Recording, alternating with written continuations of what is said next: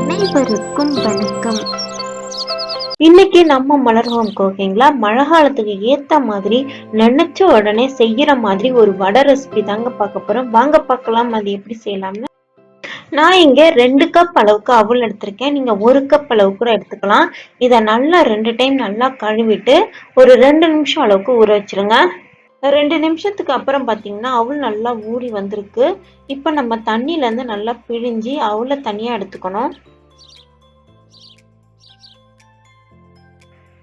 இப்போ எல்லா அவலும் தண்ணில இருந்து பிழிஞ்சாச்சு. இப்ப அவலும் நல்லா பிசைஞ்சுக்கோங்க.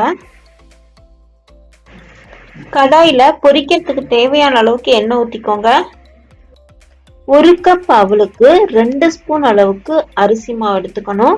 இப்ப நம்ம 2 கப் அவல் எடுத்திருக்கனால 4 ஸ்பூன் அளவுக்கு அரிசி மாவு எடுத்துக்கணும்.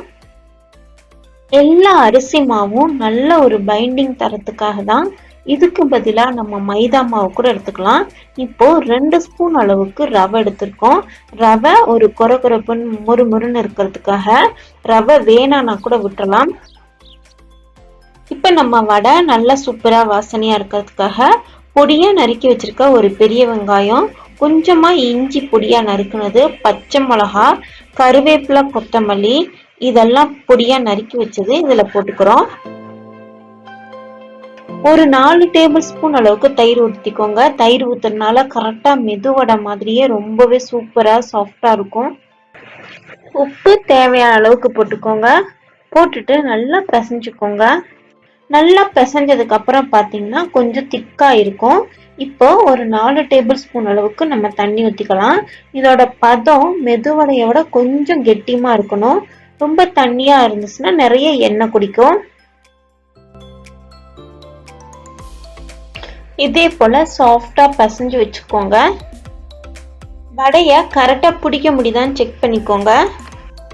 நல்லா பிசைஞ்சு வச்சிருக்க இந்த மாவை நல்லா தண்ணி தொட்டு தொட்டு சாதாரண வடை பிடிக்கிற மாதிரி பிடிச்சிக்கோங்க.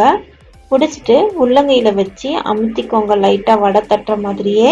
அதுக்கப்புறம் இதுல மெதுவா ஒரு குழிய ஒண்ணு பண்ணுங்க. இதுல ரொம்பவே மெதுவா போடணும், இல்லைன்னா இந்த அவல் ரொம்ப சாஃப்டா இருக்கனால உடஞ்சி போயிடும். அதனால ரொம்பவே ஸ்லோவா ஒரு குழிய போடுங்க. இந்த மாதிரி ஓட்டை மாதிரி போட்டு வடை பண்றதுக்கு பதிலா நீங்க பருப்பு வடை மாதிரியும் போட்டுக்கலாம், இல்ல பக்கோடா மாதிரியும் போட்டுக்கலாம், போண்டா மாதிரியும் இதை உருண்டை உருண்டையா நீங்க போட்டுக்கலாம். இதே போல வடை ஷேப்ல எல்லாத்தையும் தட்டி எடுத்து நம்ம சுட சுட இருக்கக்கூடிய எண்ணெயில எல்லாத்தையும் போட்டு நல்ல கோல்டன் ப்ரௌன் ஆகுற வரைக்கும் நம்ம பொரிச்சு எடுக்கணும். ஒரு சைடு நல்லா வெந்ததுக்கு அப்புறம் இன்னொரு சைடு திருப்பி போடுங்க. இதே போல 2 சைடும் நல்லா கோல்டன் ப்ரௌன் ஆனதுக்கு அப்புறம் எண்ணெயில இருந்து வெளியே எடுத்துருங்க. இதே போல ரொம்பவே கிறிஸ்பியா சூப்பரா இருக்கக்கூடிய அவல் மெதுவடைய ஒரு நாள் ட்ரை பண்ணி பார்த்துட்டு சொல்லுங்க. நன்றி, வணக்கம்.